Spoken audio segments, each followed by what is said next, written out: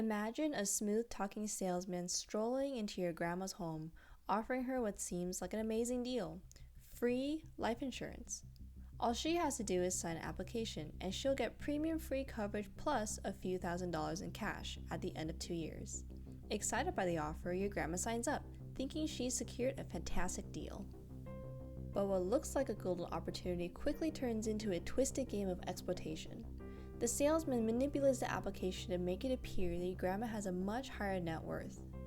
This deception convinces the life insurance company to issue a large policy. After the policy is issued, the salesman's partner in crime steps in and pays the premiums for exactly 2 years. Why 2 years? Because in many places within this 2-year period is when the insurance company can contest the policy if it suspects fraud. After those 2 years, the partner buys a policy from your grandma for a small amount. Now, when your grandma eventually passes away, the large death benefit goes to the shady investor instead of your family. What started as a seemingly generous offer has now stolen the financial security meant for your family, all because of a cunning scheme that preyed on your grandma's trust.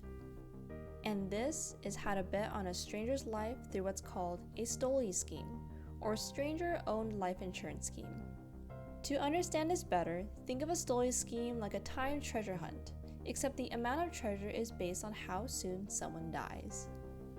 Imagine a treasure hunt where the prize is a treasure chest filled with gold. If you can find the chest within the first hour, you get to keep all the gold. For every hour that passes, however, some gold is removed from the chest.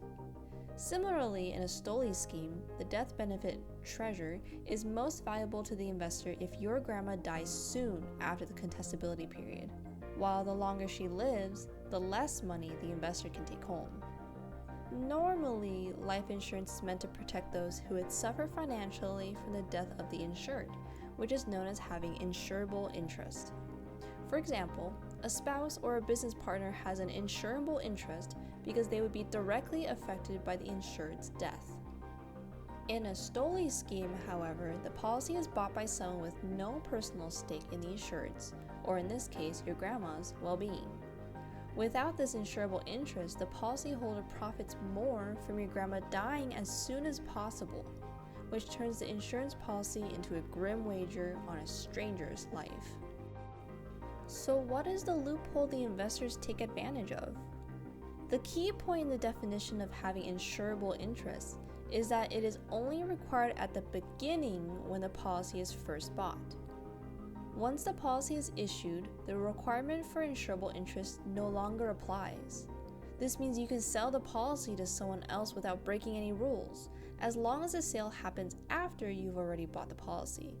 So, as long as the sale occurs after you've gotten the insurance, you're in the clear regarding the insurable interest requirement. In a typical Stoli scheme, the sale of the life insurance policy to an investor happens after the 2-year contestability period. This makes it difficult for the insurance company to cancel the policy. But what happens when years later your grandma dies and the insurance company has to pay millions to the investor instead of your family? Can the insurance company cancel the policy from the start, or does the rule against contestability prevent this? Stoli arrangements are not only unethical, but they're also illegal. However, insurance laws vary by state in the US. For example, in Delaware, the law favors the insurance companies, allowing them to invalidate Stoli policies for lacking an insurable interest even after the contestability period has ended. This means that if an insurance company in Delaware finds out that a policy was part of a Stoli scheme, they can challenge it and refuse to pay the death benefits, protecting themselves from these fraudulent practices. In a new lawsuit filed in Delaware, the equity firm Apollo Global Management has been accused of running a fraudulent human life wagering scheme involving Martha Barotz and her family. The story began in 2006 when Martha Barotz was offered a deal. She would receive $150,000 upfront for signing away control of her life insurance policy to Life Accumulation Trust 3, or LAT3.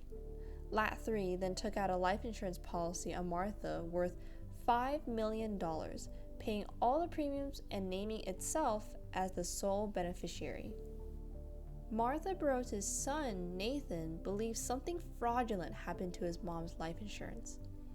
he claims that the entire deal was a scam and that the $5 million insurance payout doesn't rightfully belong to Apollo Global Management. Nathan asserts that Apollo was never concerned about his mother's well-being. They were betting on her life, waiting to cash in. When Martha passed away in 2018, the $5 million from her life insurance policy went into a fund called the Barotz Trust. Despite its name, none of that money went to her family. Instead, it allegedly went to Apollo. In January 2024, Nathan scored a significant legal victory in the Superior Court of Delaware. The court ordered the Barotz Trust to pay the family $6.9 million. But victory was fleeting. Soon after, Nathan discovered that Apollo had moved the insurance money into a complex web of other trusts and shell companies. This maneuver made it look like they didn't have the money to comply with the court's order. Nathan found out that Apollo was supposedly trying to avoid payment by dissolving these shell entities, creating the illusion that they were insolvent. Consequently, the Barotz Trust still hasn't paid the family despite the court ruling. So does this mean the Stoli scheme succeeded? Nathan is not giving up. He has launched a new lawsuit to reclaim his late mother's life insurance money. This time, he's targeting several other entities he believes are also responsible for hiding the death benefits. After winning the initial court case, Nathan conducted a thorough investigation to trace where the money went after it was collected by the Barotz Trust. His search led him to uncover a complex network of trusts and companies. Nathan Barotz discovered that the trustees of the funds where his mother's life insurance money was hidden included Wilmington Savings Fund Society, Wells Fargo Delaware Trust Company, and Wells Fargo Bank. These trustees manage two important statutory trusts, which we could think of as secret bank accounts, named Trust C3 and Trust C2 for simplicity. Both of these trusts were beneficially owned by a company called Financial Credit One Investment Limited, or FCIL, which was controlled by another entity, FCI One Manager. Apollo allegedly set up a web of sham trusts to hold a portfolio of Stoli policies worth roughly $20 billion. Nathan's investigation uncovered a startling truth. These entities were nothing more than shell companies. Imagine a series of empty, fancy-looking gift boxes stacked inside of each other. They look impressive, but there's nothing inside. No property, no offices, and no employees. Apollo supposedly controlled all these shell companies, but in an attempt to avoid paying the court-ordered judgment, Apollo had already begun dissolving these entities. According to Nathan's investigation, they started by dissolving Trust C3, followed by Trust C2, and they were in the process of dissolving FCIL as well. It took some time for Nathan to identify these additional parties to name as defendants in the new lawsuit. According to Nathan's investigation, the Barotz Trust claimed to not know where the money went after dissolving Trust C3, then instead secretly moved the money to Trust C2 and finally to FCIL. This was done to hide the trail and make it difficult for Nathan to find where the life insurance money ended up. Apollo allegedly created its own treasure hunt where, according to Nathan, every time he found a clue leading to the treasure was moved to a new hidden location. The trustees and shell companies acted like decoy treasure chests, each one empty by the time Nathan got to it.